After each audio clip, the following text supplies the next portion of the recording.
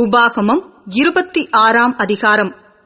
உன் தேவனாகிய கர்த்தர் உனக்கு சுதந்திரமாக கொடுக்கும் தேசத்தில் நீ போய்ச் சேர்ந்து அதை கட்டிக்கொண்டு அதில் வாசம் பண்ணும்போது, உன் தேவனாகிய கர்த்தர் உனக்கு கொடுக்கும் உன் தேசத்தில் நீ பயிரிடும் நிலத்தின் கனிகளிலெல்லாம் முந்தின பலனை எடுத்து ஒரு கூடையிலே வைத்து, உன் தேவனாகிய கர்த்தர் தமது நாமம் விளங்கும்படி தெரிந்து கொண்டிருக்கும் ஸ்தானத்திற்கு போய் அந்நாட்களில் இருக்கும் ஆசாரியனிடத்தில் சென்று அவனை நோக்கி, கர்த்தர் எங்களுக்கு கொடுக்க நம்முடைய பிதாக்களுக்கு ஆணையிட்ட தேசத்தில் வந்து சேர்ந்தேன் என்று இன்று உம்முடைய தேவனாகிய கர்த்தருடைய சந்நிதியில் அறிக்கையிடுகிறேன் என்பாயாக.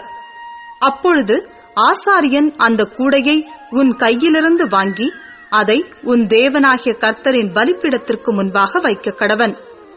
அப்பொழுது நீ உன் தேவனாகிய கர்த்தருடைய சந்நிதியில் நின்று வசனித்து சொல்ல வேண்டியது என்னவென்றால், என் தகப்பன் அழிவுக்கு நேரான சீரியா தேசத்தானாயிருந்தான். அவன் கொஞ்சம் ஜனங்களோடே எகிப்துக்கு போய் அவ்விடத்தில் பரதேசியாய் சஞ்சரித்து அங்கே பெரிய பலத்த திரட்சியான ஜாதியானான். எகிப்தியர் எங்களை ஒடுக்கி எங்களை சிறுமைப்படுத்தி எங்கள் மேல் கடினமான வேலையை சுமத்தின போது எங்கள் பிதாக்களின் தேவனாகிய கர்த்தரை நோக்கி கூப்பிட்டோம்.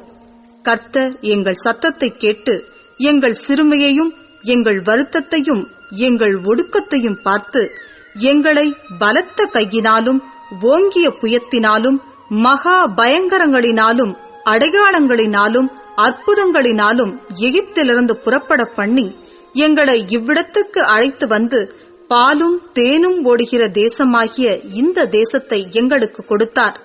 இப்பொழுதும் இதோ கர்த்தாவே, தேவரீர் எனக்கு கொடுத்த நிலத்தினுடைய கனிகளின் முதற்பலனை கொண்டு வந்தேன் என்று சொல்லி அதை உன் தேவனாகிய கர்த்தருடைய சந்நிதியில் வைத்து உன் தேவனாகிய கர்த்தருடைய சந்நிதியில் பணிந்து, நீயும் லேவியனும் உன்னிடத்தில் இருக்கிற பரதேசியும் உன் தேவனாகிய கர்த்தர் உனக்கும் உன் வீட்டாருக்கும் அனுக்கிரகம் பண்ணின சகல நன்மைகளின் நிமித்தமும் சந்தோஷப்படுவீர்களாக.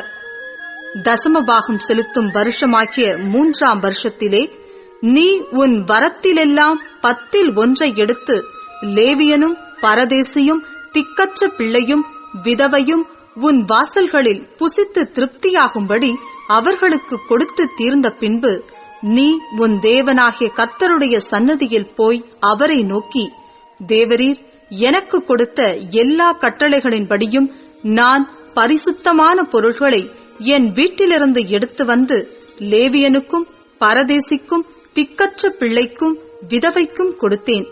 உம்முடைய கட்டளைகளில் ஒன்றையும் நான் மீறவும் இல்லை, மறக்கவும் இல்லை. நான் துக்கம் கொண்டாடும் போது அதில் புசிக்கவும் இல்லை. தீட்டான காரியத்துக்கு அதில் ஒன்றும் எடுக்கவும் இல்லை. இழவு காரியத்துக்காக அதில் ஒன்றும் படைக்கவும் இல்லை.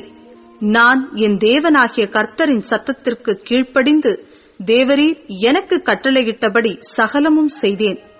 நீர் உமது பரிசுத்த வாசஸ்தலமாகிய பரலோகத்திலிருந்து நோக்கி பார்த்து உமது ஜனங்களாகிய இஸ்ரவேலரையும் நீர் எங்கள் பிதாக்களுக்கு ஆணையிட்டபடியே எங்களுக்கு கொடுத்த பாலும் தேனும் ஓடுகிற தேசத்தையும் ஆசீர்வதியும் என்று சொல்வாயாக. இந்த கட்டளைகளின்படியும் நியாயங்களின்படியும் நீ செய்யும் பொருட்டு இன்று உன் தேவனாகிய கர்த்தர் உனக்கு கட்டளையிடுகிறார். ஆகையால் உன் முழு இருதயத்தோடும் உன் முழு ஆத்துமாவோடும் அவைகளை காத்து நடக்க கடவாய். கர்த்தர் எனக்கு தேவனாயிருப்பார் என்றும் நான் அவர் வழிகளில் நடந்து அவர் கட்டளைகளையும் அவர் கற்பனைகளையும் அவர் நியாயங்களையும் கைக்கொண்டு அவர் சத்தத்திற்கு கீழ்ப்படிவேன் என்றும் நீ இன்று அவருக்கு வாக்கு கொடுத்தாய்.